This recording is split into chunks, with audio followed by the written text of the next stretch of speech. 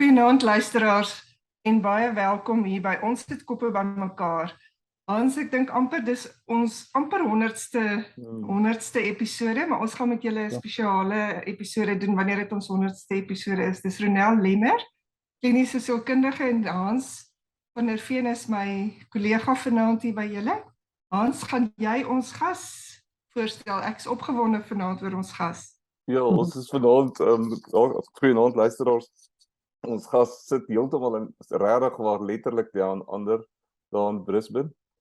Gerard Venter, destyds in 1994 toe ek hier op uitsending gekom het, was hy die hoof van die sielkundige departement in die Weermag in die Suid-Kaap, en ja, ons het 'n ou vriendskap, en hy het onlangs nuwe werk gedoen in terme van sielkundige praktyke en metodes, en in 'n gesprek het ons besluit om hom te nooi om vanaand sy ekspertise en sy kennis met ons te kom deel. So baie welkom aan Gerard Venter daar in privaat praktyk in Brisbane. Baie dankie Hans en dankie Ronel. Dis altyd lekker om 'n geleentheid te hê om te praat oor wat ons doen, en ek dink ons is almal tussen die drie van ons redelik lank in die tand as dit kom by sielkunde en praktiseer in verskillende omstandighede. So ek sien ook uit daarna om net gedagtes te deel en te hoor weet wat julle ervarings is rondom die dinge waaroor ons gaan praat. En ja, ek dink dit is baie interessant en is baie belangrik om te kyk na hierdie basiese ding wat we take it for granted. Verskoon my Engels, maar ek werk in Engels en ek bly in 'n Engelse land, so ek gaan 'n bietjie oorslaan en meng so nou en dan. Maar asemhaling is vreeslik underrated, en dit is tog die belangrikste ding. Saam met eet om die masjien aan die gang te hou, haal ons asem, en ons besef nie hoe daai asemhaling ons sielkundige welstand kan beïnvloed nie. En ek dink dit is 'n ding wat 'n mens meer en meer agterkom, en definitief sal ons vanaand 'n bietjie dieper daarna kyk. Ek is so bly jy noem dit, Gerard, want ek het nogal gedink ek wil vir die luisteraars sê, ons gesels vanaand oor iets wat ons almal doen. Maar ons is almal nie altyd bewus dat ons dit doen nie. En asemhaling is waarmee ons ingekom het in hierdie wêreld, en dis die laaste een wat ons gee wanneer ons weer uitgaan uit hierdie wêreld. So dis so 'n integrale deel van ons lewe. En luisteraars, ons wil graag vanaand 'n bietjie vir julle vertel daarvan en bewus maak van die belangrikheid daarvan. Maar Gerard, jy het 'n ander interessante pad geloop met die asemhaling. Vertel vir ons 'n bietjie daarvan. Ek dink jy verwys so 'n paar weke gelede het ek die geleentheid gehad om deel te wees van 'n werkswinkel wat 'n kollega van my gedoen het op 'n asemhalingstegniek wat hy ontwikkel het oor die jare. Hy het sy doktoraal gedoen in asemhaling, in wat hulle noem breathwork. En daarna is hy uitgenooi om sy model te ontwikkel wat hy oor die afgelope seker 10-15 jaar gedoen het, en in 'n baie spesifieke model, en hy verwys daarna as Guided Respiration Mindfulness Therapy, so GRMT. En dit val heeltemal binne die definisie van breathwork, en ek dink dit is belangrik om te noem dat breathwork is nie net asemhaling nie. Dit is as 'n klomp asemhalingspraktyke, as jy wil, waar die premisse is dat jy met conscious control, met bewuslike beheer jou asemhaling reguleer op so 'n manier dat jy jou emosionele en fisiese staat kan beïnvloed, dat jy 'n sekere ervaring kan kry daaruit. En die teorie wat amper onder dit lê is dat jy deur jou asemhaling jou limbiese stelsel of as dit eenvoudig stel, jou veg en vlug autonome sisteme in jou brein kan stimuleer en 'n sekere ervaring het wat 'n baie positiewe terapeutiese effek het op mense, of kan hê. dis 'n area wat ek al jare lank bewus is van, maar nooit werklik waar op hierdie manier gekyk het daarna of gewerk het daarin nie. Soos ons vroeër gepraat het, net voor ons begin het, was dit werk ons almal met asemhalingstegnieke. Dit is 'n integrale deel van terapie.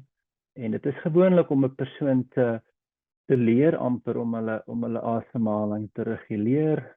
Ons weet dat as jy met jou veg en vlug respons natuurlik, jy weet word jou liggaam geaktiveer en as jy kyk na die sentrale senuweestelsel, dan gaan daai senuwees wat deel is van jou autonome senuweestelsel, gaan in jou maag toe, gaan in jou bors toe. Het tipies die oorspronklike op die eerste simptome gewoonlik is dat jou maag saamtrek en dat jy jou diafragma opdruk in jou borskas en dat jou borskas kleiner word, maar terselfdertyd wil jy vinniger asemhaal omdat jy bedreig voel en dan waar daai twee bymekaar uitkom, dan begin jy benoud voel, natuurlik dan begin jy hyperventileer en in die volgende oomblik het jy paniekaanval. So die tradisionele asemhalingstegnieke is dan om die persoon te leer om daai simptome te verstaan en om hulle asemhaling te reguleer daarvolgens. Waar hierdie dinge wat ek van praat in die werkswinkel wat ek bygewoon het, gaan net oor herhalende manier van asemhaal. Dit gaan nie eens oor 'n spesifieke situasie wat jy vir jou kliënt kry om aan te dink, om te herleef amper, soos baie keer met van die trauma benadering. Hierdie is 100% net 'n repetisie van 'n sekere patroon van asemhaling. En as die persoon wegdryf, dis 'n mens doen baie keer, of jy word gedistract, dan is dit die beginsel van om jou aandag terug te bring. Daai beginsel van Ekskuus, ek wil jou gou onderbreek. Ek wil gou vir jou vra. Ekskuus, so daar's 'n verskil tussen asemhalingstegnieke en dit waarvan jy nou praat. Waarvan jy nou praat is 'n vorm van terapie deur middel van asemhaling, is ek reg, en om by 'n spesifieke doel uit te kom. Dit is, jy weet, daar's die proponents, die mense wat natuurlik baie sterk glo in hierdie tipe van tegnieke. Dit sit 'n klein bietjie peripheral in as jy kyk na die tradisionele manier van werk en van kyk in ons beroep. Maar ja, die uitkoms is dat jy die persoon 'n geleentheid gee om sekere somatiese ervarings te ervaar. En laat die vermoë om dit te doen sal reken hulle vir die persoon 'n positiewe impak op sy of op haar geestesgesondheid het. En ja, so dit is nog altyd redelik kontroversieel. Daar's nie 'n baie sterk navorsings evidence-based hieraan nie, want dit is 'n moeilike ding regtig om na te volg, want elke persoon se ervaring is baie uniek. En daar's verskeie maniere van asemhaling binne die breathwork definisie. Die een waarna ek verwys is 'n spesifieke een, maar daar sou is legio. Miskien nie heeltemal so baie nie, maar daar's verskeie as jy begin kyk na hoe die persone in die proses ingaan. Party van hulle het 'n mate van hipnose, amper 'n induksie in die begin. Hierdie een is baie eenvoudig, maar tog ook baie effektief. So dit was net vir my 'n baie interessante ervaring geweest om ek het in die ding ingegaan met geen verwagtinge. Die persoon wat dit aangebied het, ek sê oor die jare, ek was deel van 'n supervisiegroep vir baie jare, wat hy ook deel was van, en natuurlik praat mense oor hierdie dinge. En hy was nou weg, hy het in Taiwan gaan bly, en hy is al jare daar, so maar toe hy op dit Zoom meeting gehad het, ek het terug te sê, ek stel baie belang om meer te leer, en hy was toevallig in Australië, en toe het ek 'n paar kollegas saam gekry, en toe het hy hierdie tegniek met ons gedoen oor 'n dag, en ja, daar was 'n merkwaardige respons gewees in twee van ons, myself en 'n kollega van my. Daar was 4 in die groep, so effektief gaan dit oor 2 persone wat deur die asemhalings protokol gaan en dan 2 persone wat dit monitor en jy kry altyd met hierdie tegnieke wat hulle noem 'n sitter, die persoon, soos die terapeut wat langs die kliënt sit op die grond letterlik en vir die persoon guidance gee rondom hulle asemhaling, hulle die frekwensie afhangende van die spesifieke tegniek en natuurlik om ook gerusstellende terugvoer te gee want dit kan nogal 'n sterk reaksie wees, sterk emosionele reaksie. Ja, dis vreemd. My ervaring was net een van natuurlik die ongemak. So kom ek verduidelik vinnig. So in hierdie tegniek lê jy op jou rug op 'n matrasie. Ons het nie 'n matrasie gehad nie, jy het op die mat gelê in die konsultasiekamer. En jy begin dan met 'n spesifieke manier van asemhaling. Jy doen dit vir 60 minute. So jy lê op jou rug met jou oë toe en haal volgens 'n sekere patroon asem vir 'n uur. En dit is dis amper onmoontlik. Dit is vir my die moeilikste ding om stil te sit vir 5 minute en hier moet ek dit vir 'n uur gedoen. Die asemhalingspatroon is waar jy, soos jy lê, haal jy op jou normale ritme asem, maar jy haal diep in asem. Jy kan of deur jou neus of jou mond asemhaal. Tipiese tegnieke is nose breathing, in deur die neus, uit deur die mond. Hier is dit of die neus of die mond. So, ek weet nie presies wat die relevantie is nie, maar dit is hoe die tegniek werk.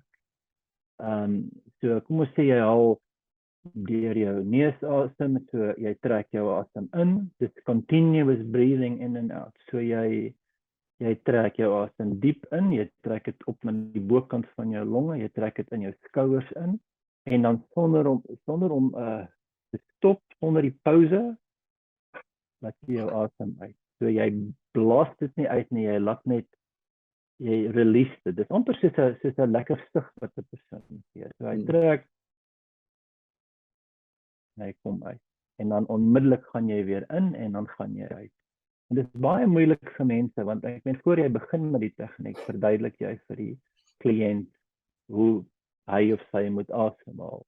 Ek het toevallig op Saterdag die tegniek met een van my bestaande kliënte gedoen en die oomblik as jy dit het, dan raak dit makliker, maar dit is 'n bietjie van 'n vreemde manier. Dit is nie jou gewone in en uit tipe van op dieselfde manier nie. Dit is hierdie release van lug uit jou longe uit. En wel dis vir alle praktiese redes die tegniek.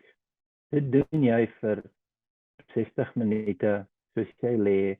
Met tye kan jy sien begin die persoon se gedagtes 'n klein bietjie dryf en dan kan jy sien die tempo in die manier van asemhaling verander en dan is die persoon, as jy nou sit by jou kliënt, dan is dit dan gee jy hulle leiding. Dan sê jy 'n bietjie dieper, nou en dan sê jy kom ons vat 'n lekker diep asemhaling in en uit, miskien 2 of 3 keer en dan terug in die normale roetine. Later as jy hierso by 40 minute rondkom, dan moet jy, dan is dit nogal moeilik om die persoon te hou, want dan begin die mense, as hulle iets gaan ervaar, begin dit rondom daai tyd gebeur. Daar's die wat sê dat jy weet 'n limbic release of 'n limbic reset kry, want jy kry 'n baie pertinente somatiese ervaring. Vir my was dit gedurende die tegniek, het ek 'n baie sterk vibrasie gekry in my hande. Daar's altyd dinge wat met die hande gebeur as jy kyk na hierdie tegnieke. Jy kry 'n verskynsel, ek kan nou nie in die naam dink nie, maar waar jou hande begin amper so half saamtrek, of waar die vingers doen goeders. Ek het net die vibrasie gevoel, ek weet nie of dit beweeg het nie, en ek het so elke nou en dan, so intermittently 'n baie sterk vibrasie gekry in my oor die abdomen, oor my maaggedeelte. en dan het dit weggegaan en dan het dit weer teruggekom. Wat vir my nogal is vreemd, dit het so al uit die bloute uitgekom. Na die tyd het die persoon wat langs my gesit het, my kollega gesê, sy kon sien, jy weet, daar was 'n beweging. Ek was nie seker of ek was enigste een was wat dit ervaar het nie.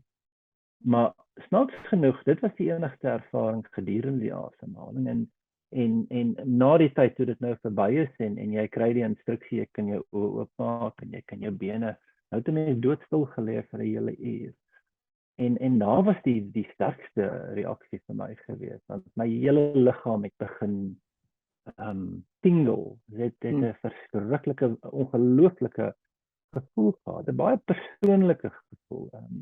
Mense het al verwys na 'n gevoel van gratitude. Jy weet, jy daai baie sterk somatiese respons en dit is 'n positiewe een. Aan die ander kant het my kollega wat nie regtig waar glo in hierdie tipe van goed, maar saamgestem om die werkswinkel te doen, 'n geweldige sterk emosionele respons gehad. Soveel so dat die trane uit daaroor terwyl sy gelê en asemhaal het en sy begin ruk het.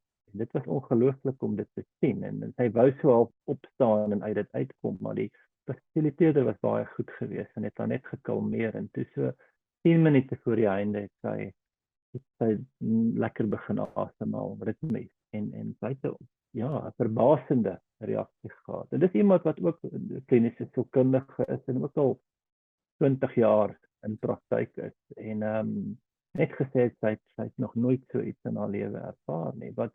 Wat interessant was, want sy 2 van ons uit die 4 uit, almal sielkundiges in die praktyk het so baie interessante ervaring gehad. Die mens laat wonder wat gebeur daar. Jy weet, daar's iets, ons weet, ons praat van die onbewuste, ons weet daar's 'n deel van die brein of verskeie dele van die brein wat buite ons bewustheid funksioneer, maar spesifiek die gedeelte wat die somatiese respons, die liggaamlike reaksie, veral die angstigheid, die veg en vlug tipe van 'n respons in die liggaam stimuleer, maar duidelik kan ander response ook gestimuleer word.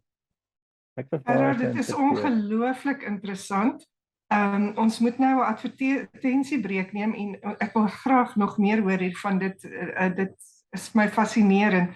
Luisteraars, ons luister vanaand na Gerard se keuses van musiek en die eerste een is ook 'n gunsteling van my, Al lê die berge nog so blou van Johannes Kerkorrel. Al lê die berge nog so blou, al lê die berge nog so blou, al lê die berge nog so blou, sy woorde sal ek steeds onthou. Al woon my bokkie nog so ver. Luisteraars, welkom terug. Dis Ronel Lemmer en Hans van der Veen is die hosts vanaand en ons het 'n wonderlike gas, Gerard Venter, daar uit Brisbane uit, daar down under. Maar Gerard is 'n ervare sielkundige wat saam met Hans in 'n stadium gewerk het en hy doen baie interessante werk en het ook self interessante ervarings gehad oor die belangrikheid van asemhaling, maar ook hoe asemhaling vir ons wonderlike ervarings kan gee. Gerard, jy het vroeër gesê jou ervaring van die workshop wat jy bygewoon het was dat jy 'n tingling gevoel kry en jy het gesê dis amper 'n gevoel van gratitude. En vir my voel dit baie keer of mens so 'n gevoel kry as jy daai tingling gevoel kry, is I'm alive, my hele liggaam is lewendig. Vertel ons asseblief as jy nie omgee meer van jou ervaring. Weet jy, na die tyd toe ek lê daar op die mat en dis vreemd want dis beide deel van 'n oefening, 'n workshop, maar dis ook 'n baie sterk persoonlike ervaring. 'n Geweldige amper private experience. En eintlik al wat ek wou gedoen het was om vir die ander mense in hierdie lokaal te sê oor jy gaan iewers heen en moenie gou terugkom nie. Want ek wil eintlik net daar lê. Dit is amper immersion. Weet, ek wil net daar met my eie gedagtes lê en hierdie baie positiewe liggaamlike gevoel wat lank gehou het, wat sekerlik vir 5 na 10 minute nogal sterk was. Dit het net aangehou. Al het ons met die asemhaling opgehou, het dit net ja, en wou ook nie regtig my oë oopmaak nie. Ek dink dis asof mense sekere plek ontdek en soos ons vroeër gepraat het, jy weet die gewaarwording dat 'n mens op hierdie stadium van jou lewe en na soveel jare in die beroep van sielkunde iets ontdek of ervaar wat jy weet wat jy nooit werklik geleer is nie. Daar's soveel belangrike dinge wat ons nie geleer is in ons jare op universiteit nie en ook nie die jare wat daarna gevolg het nie. En ek dink dit wys 'n mens daar's dinge daar wat kan werk. Jy weet die persoon wat hierdie tegniek ontwikkel, hierdie spesifieke ene, is baie duidelik laat. Dit is hy werk amper eksklusief met sy kliënte met hierdie manier en laat hy volgens hom nog nie regtig waar 'n kliënt gehad het wat nie 'n redelike baie positiewe ervaring gehad het nie. Nou mense is geneig om skepties te wees, maar ek was ook skepties oor die tegniek gewees en ek het heeltemal met 'n ander siening aan die ander kant uitgekom. So ja, so ek dit is iets wat ons ek dink dit is goed om uit ons professionele perspektief, jy weet, hierdie dinge te kan ervaar of bewus te wees dat daar is hierdie tegniek wat jy kan gebruik natuurlik saam met jou normale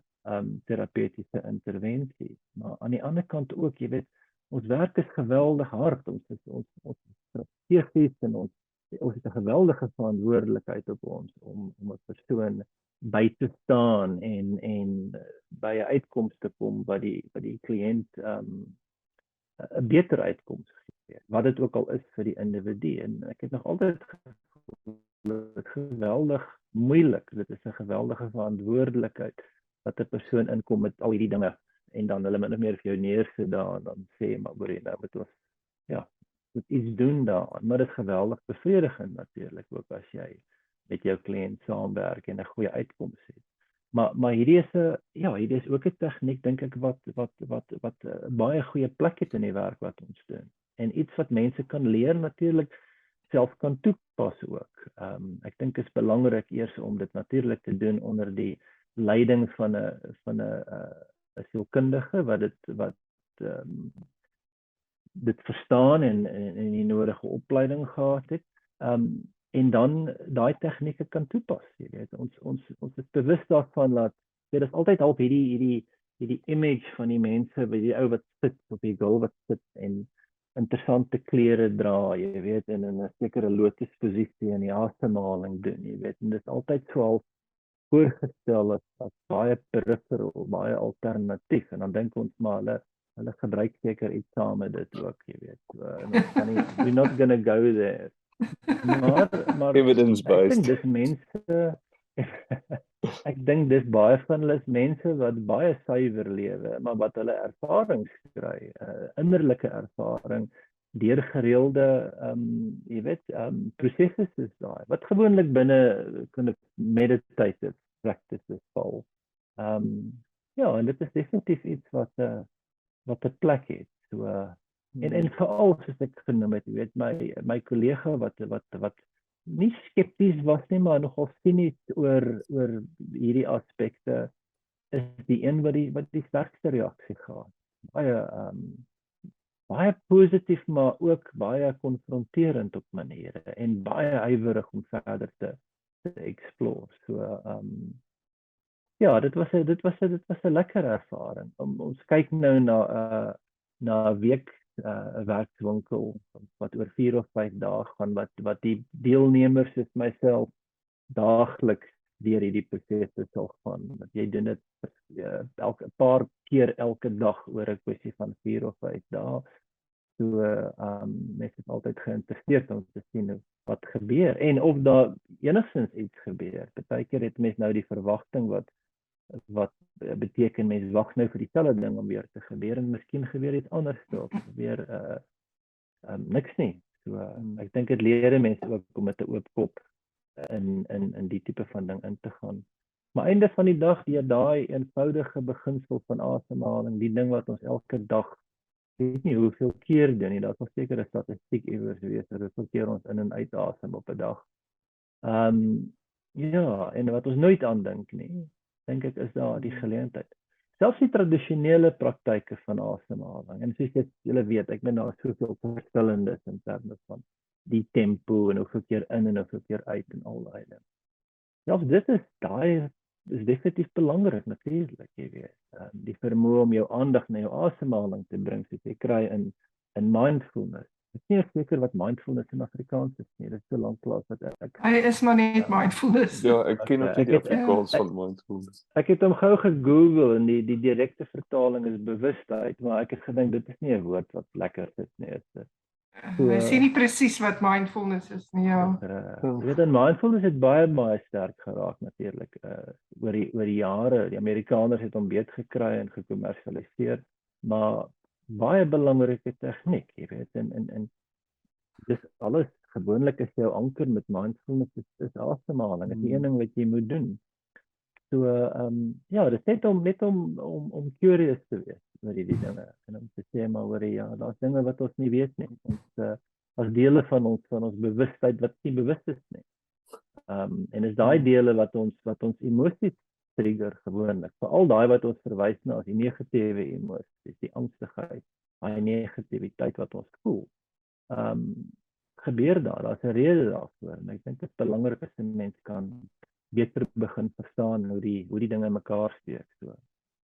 Ja, ek luister nou na jou Gerard en jy en Ronel wat in soos myself ook, maar julle twee is meer as 30 jaar al in die praktyk, né? Albei van julle en vir my wat 'n rukkie nou uit of 17 jaar uit sielkunde was, toe ek teruggekom het, was dit vir my opvallend hoe die praktyk van sielkunde verander het. Ek dink toe ons gestudeer het, was dit baie rondom gesprekke en hoe vir my sin maak en psigodinamiese, jy weet wat het in jou kinderjare gebeur of behavioristiese die hele ding van ja, goeie gedrag half beloon, jy weet soos van die ek wil sê ek weet nie of ek mense dit noem oudtydse sielkunde nie en goed, daar was die fenomenologie wat op die ons belewenis gefokus het en die Rogerian die verhouding, maar dit wil vir my dit was my opvallend hoe anders die sielkunde was toe ek in 2013 teruggegaan het, die hele ding van embodiment, somatic experiencing. Ja, as ek aan julle twee die vraag kan vra, en Gerard vir jou wat nou nog die ander is ook, ek meen dit is ook 'n ander land, ja, ek dink die sielkunde se bedryf. Wat het julle opgemerk oor hierdie 3 dekades van sielkunde bedryf? Ons gesels nou oor asemhaling. Ons het nooit oor asemhaling gesels toe ons in die 1980s gestudeer het nie. Nee, ons het mindfulness was nie deel van ons kurrikulum. Ons het miskien hipnose gedoen waar jy asemhaling sou gedoen het, maar asemhaling per se was nooit deel van die gesprek nie. So ja, wat het julle opgemerk?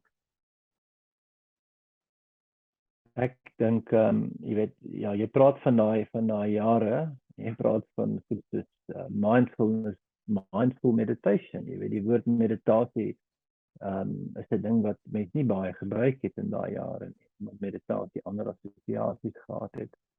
Maar weet jy, snaaks genoeg, ek werk saam met 2 jong sielkundiges wat nou afgestudeer het na hulle internskap et cetera. En die universiteit is nog steeds baie eng op baie maniere.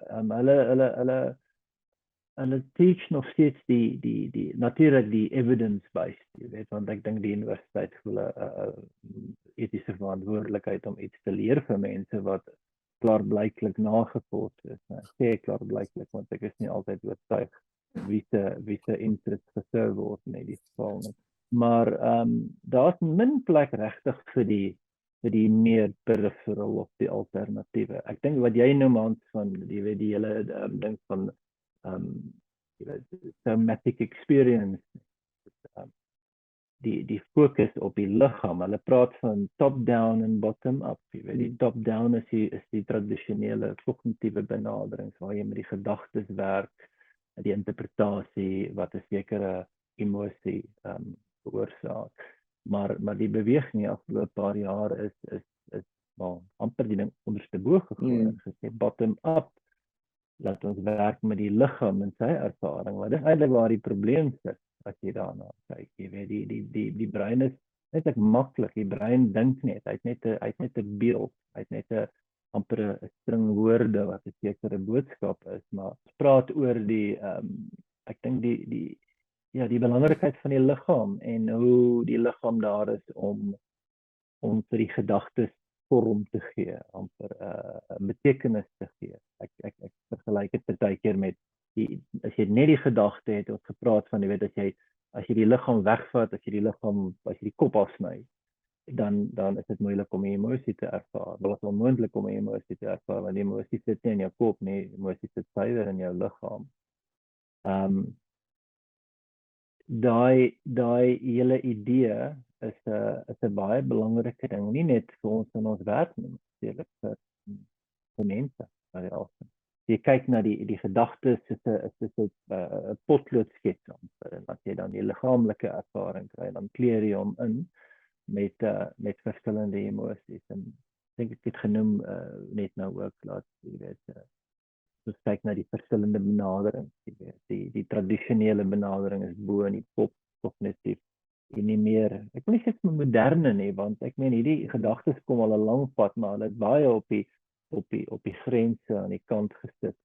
Baie mense het hulle gebruik, baie suksesvol gebruik, maar hulle het nie geval in hierdie hoofstroom van evidence-based practice, ongelukkig nie. So, ek hoop dit kom meer in, maar dit verg natuurlik vir mense in ons beroep ook om 'n bietjie verder te gaan kyk na interessante dinge, jy weet. Ego state therapy byvoorbeeld, dit is 'n wonderlike rigting as jy wil, 'n dinamiese rigting wat uitstekende resultate het. So daar's heel wat van hierdie dinge wat jy weet wat ons moet gaan in 'n bietjie ons gedagtes oopmaak. So maar ek weet ons het begin by die vraag wat dan gepraat rondom die jy weet die ervaring by dit is in Australië byvoorbeeld en by en ek weet Ronel jy het gepraat van jou ervaring by die Universiteit van die Wes-Kaap het jy gesê. Ja, ek het dit net nou toe ons was so 'n oomblik van die lig af dat jy weet ek dink as ek nou oor my eie ervaring dink Gerard, is dit hoe meer navorsing daaroor trauma gekom het, hoe meer was daar 'n bewussyn en dit was na daai oorlog, jy weet, die soldate wat terugkom van die oorlog af en die oorlog steeds in hulle kop woed. So daar was baie besonderse navorsing gedoen deur Pieter Levine en Bessel van der Kolk en Stephen Purges en ek dink dit het 'n groter bewussyn by ons gebring oor die belangrikheid van die liggaam, want Bessel van der Kolk se boek The Body Keeps the Score en dit is wat jy net nou gesê dat as jy die kop afsny, die liggaam hou dit is eintlik die deel wat die memories hou en ek wonder of dit te doen het met die refleks, jy weet die autonome senuweestelsel dat as iets van 'n tafel afval gaan ek spring om te gryp en ek dink nie daaroor nie, my liggaam reageer.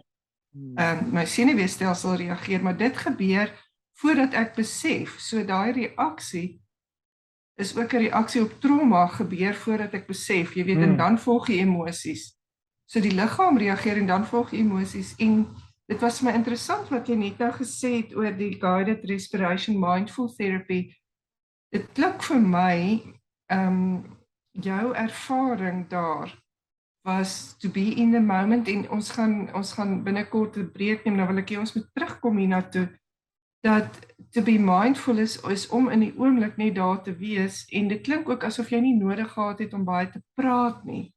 Jy het dit ervaar en jou wisdom, jou innerlike wese het vir jou die antwoorde gebring. En dit is ook 'n trend wat ek dink verander het vandat ek begin studeer het. Jy weet, aan die begin het sielkundiges was die gurus en hulle het die antwoorde gehad. En dit voel vir my of ons nou meer neig na om vir mense te wys die antwoorde lê binne in hulle self en daar's net al hoe meer wonderlike tegnieke. Luisteraars, ons is so opgewonde om met Gerard Venter te gesels. Ons moet nou advertensiebreek neem, so ons gaan nou luister na Lisa se klavier deur Koos Kombuis.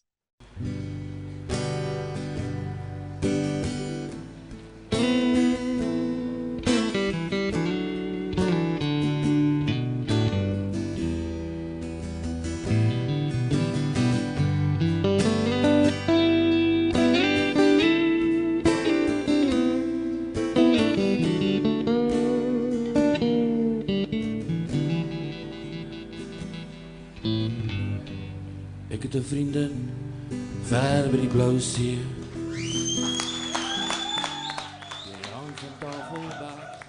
Gerard, ekskuus tog luisteraars. Ek het nou hier droomverlore gesit en dink oor hierdie gesprek, hierdie interessante gesprek wat ons het met Gerard. En dit gaan oor asemhalings, as ek dit kan noem, asemhalingsterapie op 'n manier.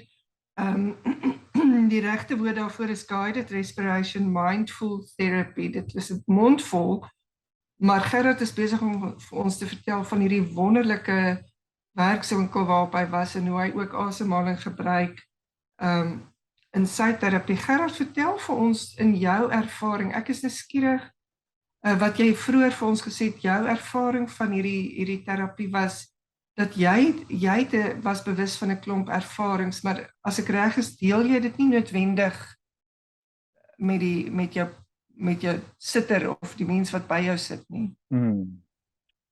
Daar's in die model hoegenaamd geen deling van informasie, baie anderste as die tradisionele benadering, soos jy gesê het, waar jy of die terapeut is baie stil en jy reflekteer net op die kliënt en die kliënt praat aan mekaar, of 'n meer direkte benadering en die terapeut wat baie aktief betrokke is. Hier is nog die terapeut, nog die kliënt baie verbaal. Dit is net 'n kwessie van dat die persoon die tegniek demonstreer en dan deur 'n tyd net monitor en 'n bietjie help en 'n bietjie aanmoedig en so voort, bietjie gerusstel. So ja, en dit is 'n interessante gedagte wat jy genoem het in die breek, was die feit dat jou gedagtegang van iewers heen gaan amper. Dit is jy hoef nie vir die persoon iets voor te hou nie. Die persoon kan natuurlik 'n streng emosionele reaksie hê, tipies soos jy het abreaksie byvoorbeeld met trauma werk, al as jy 'n persoon in hipnose het. Maar ja, dit kan gebeur, maar dit is nie geassosieer met 'n spesifieke beeld nie. En ek is seker dit gebeur gereeld dat iemand getrigger word om aan iets spesifiek te dink. Ek dink 'n persoon wat by jou in terapie is, wat spesifiek daar is vir trauma werk, as jy hierdie tegniek doen, moet jy bewus wees. Jy moet mindful wees as 'n terapeut, laat die persoon kan 'n sterk emosionele reaksie toon, soos my kollega gehad het, maar nie net tot die punt waar jy weet dan 'n persoon werklik waar jy daai oorweldigende emosionele ervaring. Maar ek dink as dit gebeur, is dit ook baie terapeuties as die terapeut daai proses kan fasiliteer en laat die kliënt kan leer daaruit. En ek dink die belangrikheid hier is dat hoewel ek persoonlik of twee van ons redelike amper profound ervaring gehad het, was dit maar net een keer gewees en is terapie tipies oor 6 na 8 na 10 sessies. Baie dinge in Australië werk rondom 10 sessies, want dit is hoe die mediese stelsel, die Medicare stelsel doen 'n bydrae vir 'n kliënt se sessies, nog vir 'n redelike liberale een vir 10 sessies per kalenderjaar. So dis baie keer jy weet as ons praat van 'n hoeveelheid sessies, dan sal die persoon tot 10 'n jaar kan doen, maar ek dink nie daar's 'n beperking nie. Ja, so net in terme van die utility level van so 'n tegniek. dat jy hoef nie in plekke in te gaan nie. Jy weet as ons tegnieke doen soos EMDR byvoorbeeld met die eye movement, reprocessing, is wat 'n baie, ek meen dit is een van die mees evidence-based benaderings in die wêreld. Hulle weet nog steeds nie presies hoe dit werk nie, maar ek dink daar's baie spekulasie daaroor. Maar jy weet daar werk jy baie duidelik met die beeld van die trauma en van die ervaring en die emosie et cetera, die liggaamlike gevoel. Waar ek sal nie sê die asemhalingstegnieke is die eerste ding waarmee jy gaan inspring nie. Ek dink daar's 'n baie sterk plek vir iets soos EMDR, maar EMDR het ook 'n baie sterk somatiese komponent aan hom en 'n asemhalingskomponent. As jy kyk na die veilige plek, die safe place wat jy install as jy begin met die prosedure. En weer eens, is snaaks genoeg as jy deur daai opleiding gaan, dan praat niemand daai taal nie. Jy weet, daar's net, are we going to create a safe place, en ons gaan deur hierdie stappe, maar jy mooi daaraan dink, wat is 'n veilige plek emosioneel? En dis 'n plek waar jy in beheer voel, jy's in balans, emosionele balans. En dit is 'n plek waar jou asemhaling reëlmatig is. Dit is 'n plek waar jy present is, waar jy jou gedagtes in die hier en nou kan hê. Dit is that's a safe place. Maar as jy kyk van 'n liggaamlike oogpunt af, dan is dit 'n plek waar jy op die regte manier kan asemhaal, waar jou fokus op jou asemhaling kan wees. Van die oomblik as jy fokus op jou asemhaling, dan dink jy aan niks anders nie. En dan is daar niks wat jou kan trigger op daai oomblik nie. So al hierdie goed is eintlik maar deel van mekaar. Dit is maar net dat hulle jou leer van sekere goed, dan los hulle sekere gedeeltes uit. Ek weet nie of hulle nie weet nie en of hulle nie wil vertel nie, maar ons sal nooit weet nie.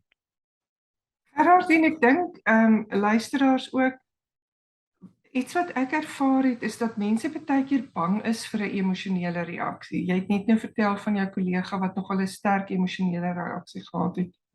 En ek dink dit is ook goed om te weet, mens kan 'n sterk emosionele reaksie en jy kan weer herstel daarvan. Emosies is net tydelik, dit hou nie vir altyd aan nie. So soos wat 'n mens die emosionele reaksie het, kan jy ook weer die rustigheid kry.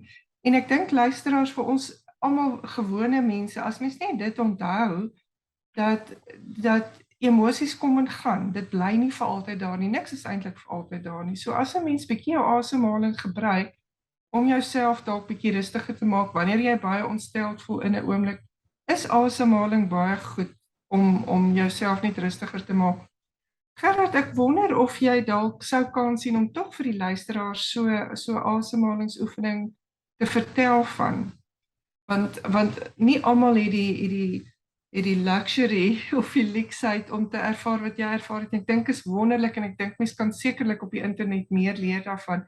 Maar ek wonder of jy vir hulle net 'n praktiese, net 'n asemhalingsoefening vir ons sal wys of sal sê van. Ek kan verduidelik, ja, ek kan die tegniek verduidelik. Ek dink dis belangrik vir mense om, daar's heelwat, jy kan op YouTube verskeie video's gaan kyk van verskillende tegnieke wat alles val binne breathwork. Ek moet nou sê holotropic breathing of hierdie ene of daai ene, die ene wat jy na verwys het, die guided respiration mindfulness therapy. Maar dat dit iets is wat natuurlik dink ek kan 'n mens dit doen met jouself, maar aan die ander kant is dit goed om dit te doen aanvanklik tot jy gemaklik daarmee is, want ek dink mense kan 'n redelike sterk emosionele respons hê en as daar niemand is om jou te comfort nie. Ek dink daai comforting is geweldig belangrik om iemand naby jou te hê, jy weet, net 'n persoon wat net aan jou arm vat en net sê dis okay, jy weet, kan jy onmiddellik sien hoe 'n persoon aanvat. So net met daai paar provisors amper in gedagte. Hierdie tegniek, soos ons vroeër gepraat het, is gebaseer op 'n ritmiese asemhaling. So dit is 'n sekere asem in, dit is 'n redelike diep asem in, maar nie diep tot die punt waar die persoon nie gaan hyperventileer nie. Dis definitief nie wat ons wil hê nie. So dit gaan of deur die neus of deur die mond. Oor die algemeen moedig ons mense aan om deur die neus in te asem. En daar's 'n klomp navorsing rondom nose breathing en hoe dit jou jou senuweestelsel stimuleer. Maar jy kan dit net so gemaklik deur die mond doen ook. So jy verduidelik vir die kliënt om gedurende die tegniek in te asem. As jy deur die neus wil in, dan moet jy deur die neus uit, of as jy in die mond in, dan gaan jy deur die mond uit. So jy bly by daai keuse modaliteit amper. En dan is dit 'n lekker diep asem in. Daar's geen pauses tussen die inasem en die uitasem nie.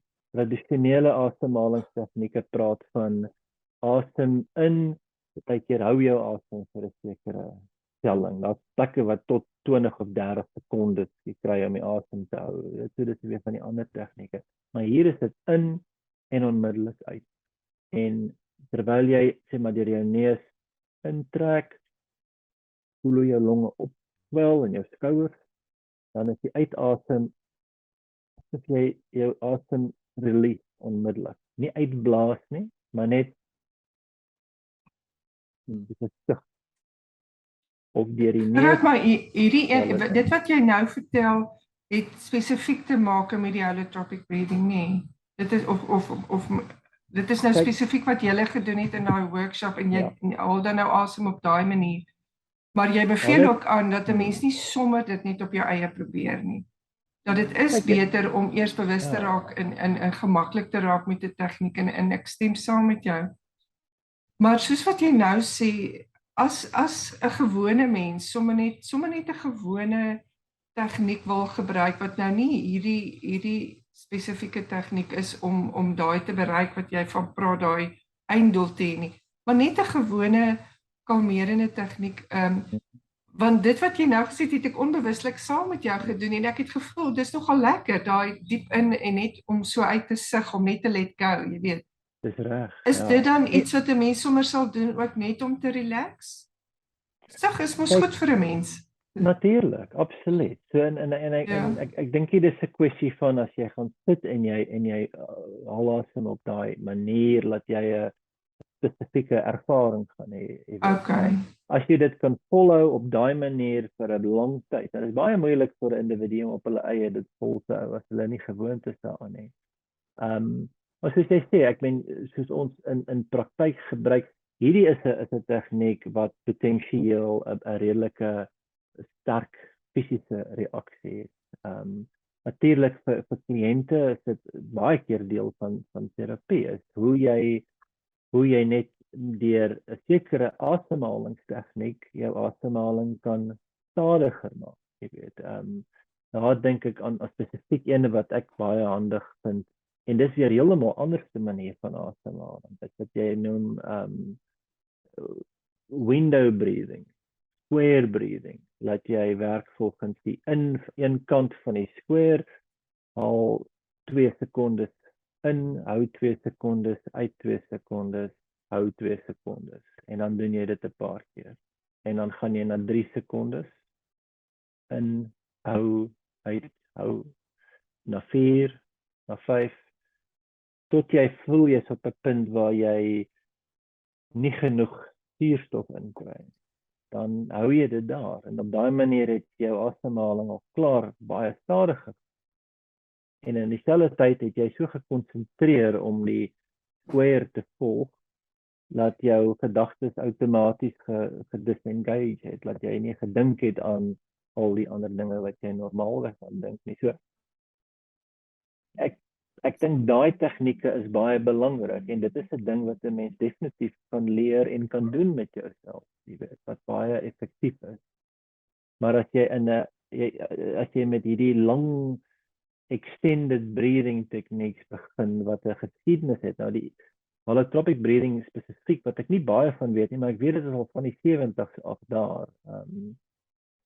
Maar dit is 'n ding deesdae wat deur die meer alternatiewe mense gevolg word, en dit is eintlik jammer dat dit so is, want daai tipe tegniek is daar, jy weet, en daar's heelwat video's, natuurlik enigiemand kan gaan kyk op YouTube, en daar's 'n paar interessantes wat vir jou sal wys volgens sekere tellings op die skerm, jy weet, half so diep asem, hou dit so lank, of doen die volgende.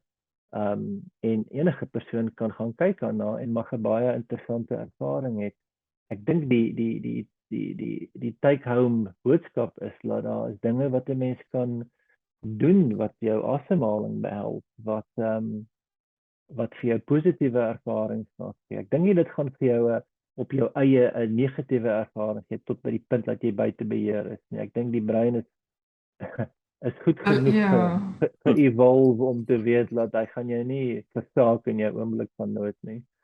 So ja, ek dink dit is definitief 'n ding wat 'n mens kan kyk na. En natuurlik as jy net op die internet kyk na breathing techniques, ek meen daar's handevol van hulle en hulle is baie interessant. En as jy mindfulness doen, en ek sal vir almal aanbeveel om hulle self beter te vergewis van daai konsep en van daai praktyk, want dit is baie handig. Gerard, baie dankie. Luisteraars, ek kan nie glo ons tyd het ons alweer ingehaal nie. Hans, is daar 'n laaste woord vir die luisteraars van jou kant af? Nee, dit is baie lekker om te luister. Dankie. Voorspoed vir die week. Gerard, 'n laaste woord van jou kant af vir die luisteraars? Ek is net dankbaar vir die geleentheid om te praat oor dinge wat ons miskien nie so gereeld oor praat nie, en ek hoop dit was handige inligting en laat ons miskien iewers in die toekoms weer sal verder praat hieroor. Ek glo ons sal beslis. Luisteraars, ons maak klaar vanaand met die laaste liedjie van wat Gerard gekies het, en dis Die Reisiger deur Connie de Villiers. Goeie week vir julle.